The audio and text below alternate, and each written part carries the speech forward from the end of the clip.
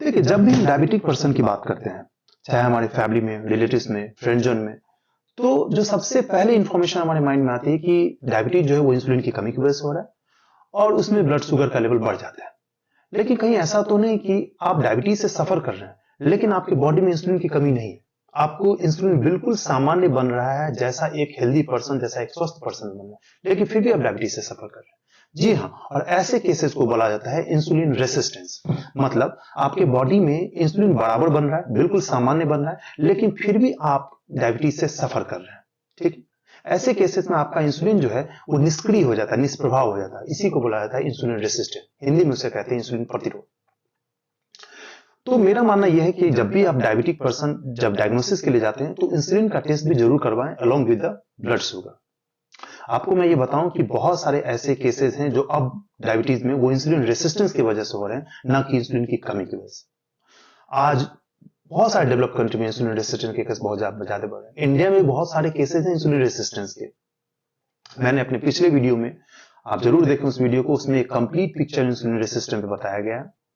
आप उसको देखिए, बहुत इंफॉर्मेटिव है, बहुत इंफॉर्मेटिव वो वीडियो है और बहुत ही करेक्ट और मतलब फैक्चुअल बेसिस पे बनाया गया। लेकिन बहुत सारे ऐसे लक्षण है जो इंसुलिन रेसिस्टेंस के पर्सन में पाया जाता है। कहीं ये लक्षण आप में तो नहीं है, और ये लक्षण आप में है और आप उसको पहचान नहीं पा रहे और आप डायबिटीज से सफर कर। तो आइए हम डिस्कस करते हैं इंसुलिन रेसिस्टेंस के लक्षण। What is the symptom of insulin resistance? क्या लक्षण होते हैं इंसुलिन रेसिस्टेंस के जिससे आप पहचान पाए कि हम इंसुलिन रेसिस्टेंस से गुजरे, मतलब अगर हम डायबिटीज, मेरा जो डायबिटीज है वो इंसुलिन रेसिस्टेंस की वजह से, ना कि इंसुलिन की कमी की वजह से। मेरा नाम डॉक्टर मनीष कुमार सिंह है और मैं एज ए साइंटिस्ट यूएसए में वर्क करता हूं।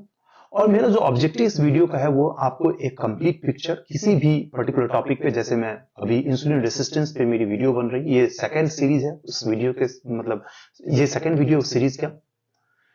और इस प्लेटफॉर्म से आपको जो है वो करेक्ट इन्फॉर्मेशन, एक फैक्चुअल साइंटिफिक बेस्ड इन्फॉर्मेशन आपको शेयर किया जाएगा। कोई भी मिस इन्फॉर्मेशन चाहे फिर इनकरेक्ट इन्फॉर्मेशन नहीं दिया जाएगा। आपको किसी तरह के क्वेश्चन की मतलब क्वेरी है, आप जरूर कमेंट बॉक्स में लिखिए। I will try to address every question as per my convenience. और मैं आपको एक रिक्वेस्ट करता हूं कि आप वीडियो को कंप्लीट देखिए। जब तक आप कंप्लीट नहीं देखेंगे आपको कोई भी क्लैरिटी नहीं मिलेगी। So please means go through video completely. तो बिना डिले किए चलिए स्टार्ट करते हैं। Symptom of insulin resistance. देखिए, मैं इंसुलिन रेसिस्टेंस के सिम्टम को दो पार्ट में डिवाइड करता हूं। एक मेजरेबल, मेजरेबल मतलब जिसको आप मेजर कर सकते हैं, मतलब आप किसी डायग्नोसिस सेंटर पे गए या फिर आप किसी इंस्ट्रूमेंट को यूज के मेजर कर सकते हैं। और एक नॉन मेजरेबल, जिसको आप मेजर नहीं कर सकते लेकिन आप उसको देख के पता लगा सकते हो, उसको कहते हैं विजिबल। तो मैं एक मेजरेबल और एक नॉन मेजरेबल में डिवाइड कर रहा हूं उनके सिम्टम्स को। तो चलिए पहले मैं जो डिस्कस कर रहा हूं वो मेजरेबल, मतलब जिसको आप मेजर कर सकते हैं। तो उस केसेस में जो पहला है वो है ओवरवेट। देखिए, ओवरवेट का मतलब होता है आपके बॉडी का वेट बढ़ जाना। ठीक है, अब बॉडी का वेट बढ़ जाना, आपको कैसे पता चलेगा कि मेरा बॉडी वेट जो है वो ओवर है या नॉर्मल है? देखिए, WHO के नॉर्म्स के अनुसार आपके बॉडी का वेट नॉर्मल या आप मतलब ओवर है, उसके लिए एक फॉर्मूला बनाया गया है, बॉडी मास इंडेक्स, जिसको हम BMI कहते हैं। बॉडी मास इंडेक्स के थ्रू आप पता लगा सकते हैं कि आपका बॉडी का जो वेट है वो नॉर्मल है या ओवर है। और उसके लिए जो है एक फॉर्मूला है, आप इस वेबसाइट पे जब आप कभी गूगल कीजिए तो आप उसमें देखिए BMI calculator shop. BMI calculator shop के थ्रू आप पता लगा सकते हैं कि आपका BMI सही है या कम है या ज्यादा है या आप नॉर्मल है। बॉडी मास इंडेक्स को मतलब मैं आपको बता रहा हूं कि बॉडी मास कैसे पता करें। देखिए, बॉडी मास इंडेक्स पता करने के लिए आपका जो बॉडी का वेट है उसको आप अपने हाइट से डिवाइड कीजिए। जैसे फॉर एग्जांपल मेरा बॉडी वेट है 80 केजी। अब 80 केजी को मैं डिवाइड करूंगा, मेरा हाइट 6 फीट है तो मैं 6 फीट से डिवाइड करूंगा और उसके बेसिस पे, जैसे फॉर एग्जांपल जितना आएगा उसके बेसिस पे हमें पता लगता है कि हम ओवरवेट हैं या नहीं। अब ऐसे केसेस में देखिए, ये पर्सन ओवरवेट है, जैसे इसने वेट किया और चेक किया। अब यही मैं बात किया, जो BMI कैलकुलेटर शॉप पे आप जाके इस तरह का आपको इंटरफेस मिलेगा गूगल पे, और इस इंटरफेस में आप जो है यहाँ पे अपना वेट दीजिएगा। यहाँ पाउंड है तो आप उसको केजी कर लीजिएगा और यहाँ पे हाइट दीजिएगा और यहाँ पे कैलकुलेट कीजिएगा। कैलकुलेट करने के बाद ये आपको बता देगा वेबसाइट कि आप BMI आपका नॉर्मल है या नहीं है। और उसके बाद आप पता लगा लीजिए कि लेस देन अगर 18 है तो आप अंडर वेट है। जब BMI का लेवल अगर लेस देन 18 होगा तो आप समझिए कि अंडरवेट। और अगर 18 पॉइंट मतलब 18.5 से लेकर 25.9 है तो आप नॉर्मल है। मतलब ये जो रेंज है ग्रीन जिसको देख रहे हैं नॉर्मल है।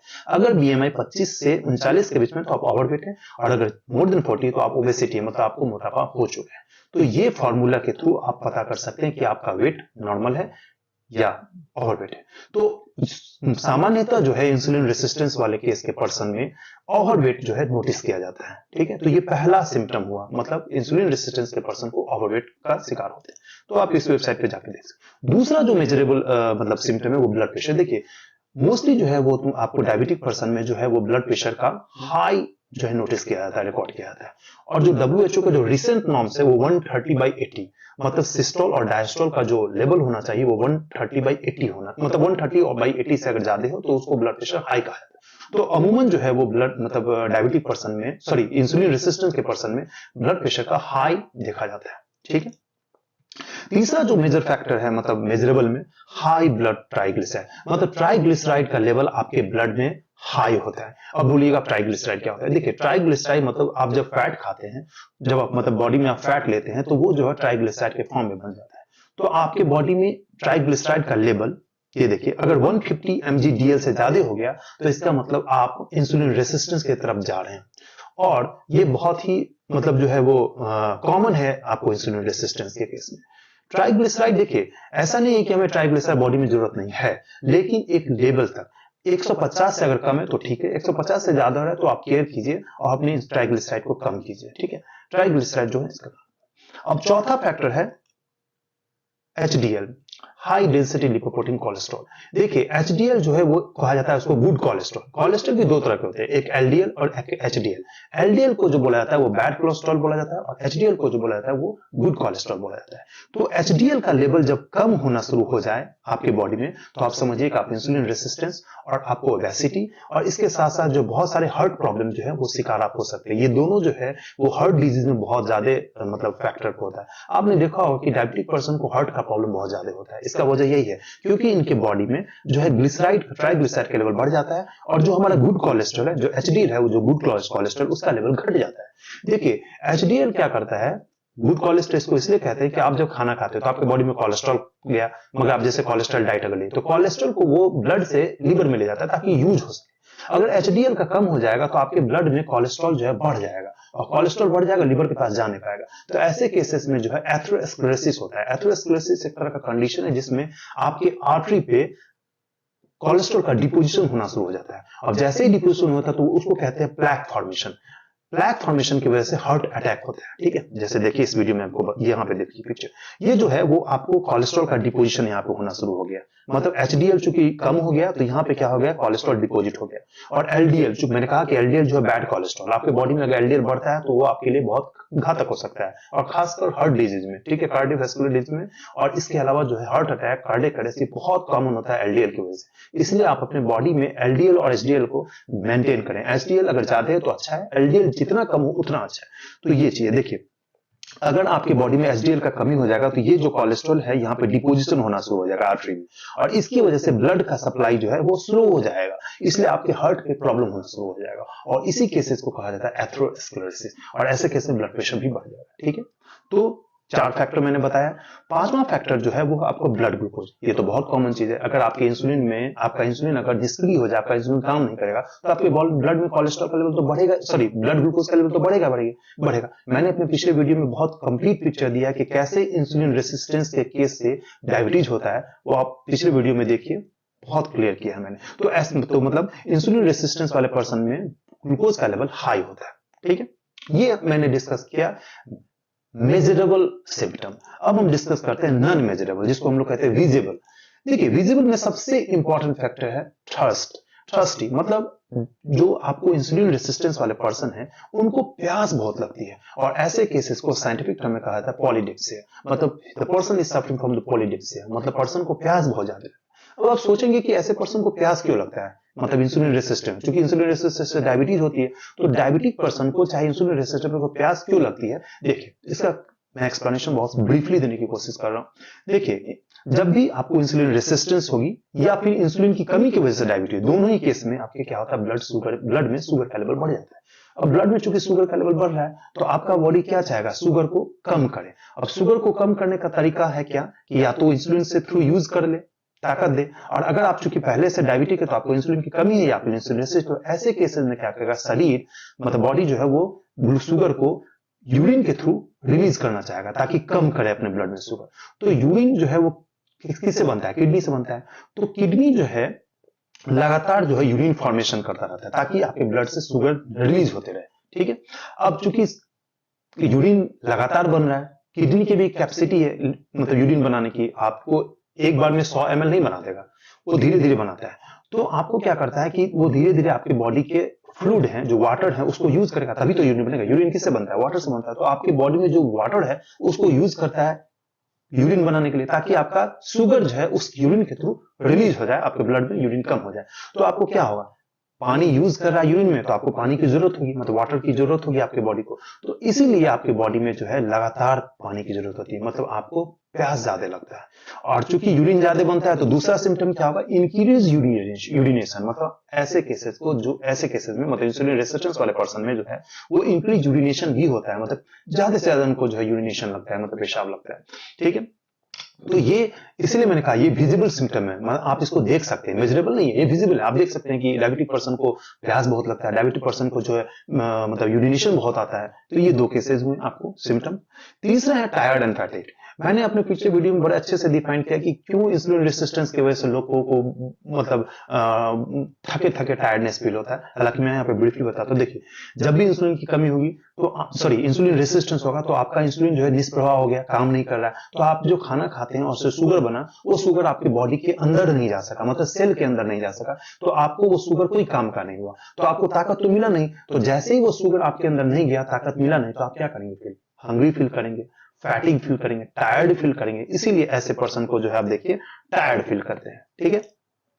अब देखिए फ्रीक्वेंट हंगर, अब जैसे आपको भूख मतलब आप जब टायर्ड फील करेंगे, फैटिग मतलब थोड़ा थकावट फील करेंगे, तो आपको भूख भी उतनी, क्योंकि आपका शुगर तो शरीर के अंदर जा नहीं रहा है, तो आपको तो लग रहा है कि आप थके हैं, तो आपको भूख भी लगेगी। तो इसलिए ऐसे लोग जो है हर वक्त हंग्री फील करते हैं और खाना भी ज्यादा खाना चाहते हैं। आप देखिएगा डायबिटिक पर्सन जो है उनको भूख बहुत जल्दी जल्दी लगती है और ज्यादा खाना चाहते हैं, लेकिन ऐसा नहीं करना चाहिए।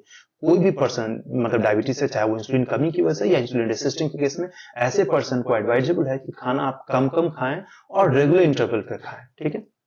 अब मैं एक वीडियो जरूर बनाऊंगा इंसुलिन रेसिस्टेंट के डाइट पे कि क्या डाइट आपको इंसुलिन रेसिस्टेंट पे लेना है जो कि आपके बॉडी को फेवरेबल हो। तो ये जो मतलब थ्रस्टी, ठीक है, thirst, increase urination, tired and fatigue और frequent hunger and large appetite, ये चार जो सिम्टम्स हैं, लक्षण है, वो आपको एक विजिबल सिम्टम्स में आते हैं इंसुलिन रेसिस्टेंस के, ठीक है।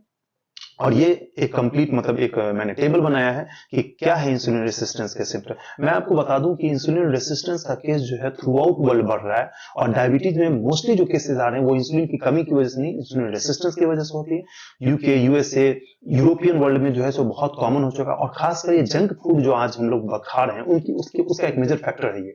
लेकिन हमारे देश में मैं आपको बताऊं कि ऑलमोस्ट 10% पॉपुलेशन डायबिटीज से सफर कर रहा है, लेकिन वो कितने परसेंट पॉपुलेशन जो इंसुलिन रेसिस्टेंस से है कि इंसुलिन की कमी से है, इसके पे कोई कंक्रीट डेटा हमारे देश में नहीं है सेंट्रल गवर्नमेंट के वेबसाइट पे, चाहे स्टेट गवर्नमेंट।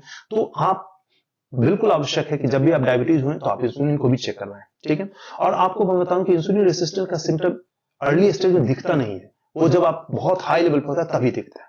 तो ये कुछ उसके जो मतलब मैं सिम्टम में बताऊं, जैसे आपको वेट ऑकवर्ड हो जाएगा, आपको जो है वो खाने में ज्यादा भूख लगा, हाई ब्लड प्रेशर होगा, आपके ब्लैक मतलब स्किन पे ब्लैक स्पैक आएंगे, हार्मोन प्रॉब्लम हो जाएगा, थ्रस्ट प्रॉब्लम जो मैं आपको डिस्कस किया उसी को यहाँ पे टेबल के फॉर्म में रिप्रेजेंट किया गया। So thank you so much and मैं आपसे I just request to just subscribe my channel and like, comment and share as much as possible. और आपका कमेंट जो है मेरे लिए एक एप्रिसिएशन होगा और मैं उस पर वर्क करूंगा ताकि मैं अपने वीडियो पे फिर इंप्रूवमेंट कर सकूं। और मेरा जो ऑब्जेक्टिव है आपको जो जो जो मतलब इंफॉर्मेशन है वो एज मच एज इजी आपको बता सकूं और कॉन्सेप्चुअल क्लैरिटी के साथ बता सकूं ताकि आपको समझ में आ सके। क्योंकि आपको जो चीज समझ में आ जाएगा उसके लिए आपको किसी सजेशन की जरूरत नहीं पड़ेगी। जैसे फॉर एग्जांपल डॉक्टर हमें कहते हैं कि आप चीनी मत खाइए, डॉक्टर मुझे कहते हैं कि आप, डॉक्टर हमें कहते हैं कि ये मत खाइए, लेकिन आपको चीज आपके माइंड में नहीं बैठता। क्यों? क्योंकि आप उसके मैकेनिज्म को नहीं समझते। जब आप मैकेनिज्म को समझ जाइएगा, जब उसके कैसे काम करता है, तो आप निश्चित रूप से उस पर काम करना शुरू कर दीजिए। आप उसको केयरिंग हो जाएंगे, जिसको कहते हैं, कंसिडर कीजिए। तो thank you so much, good day.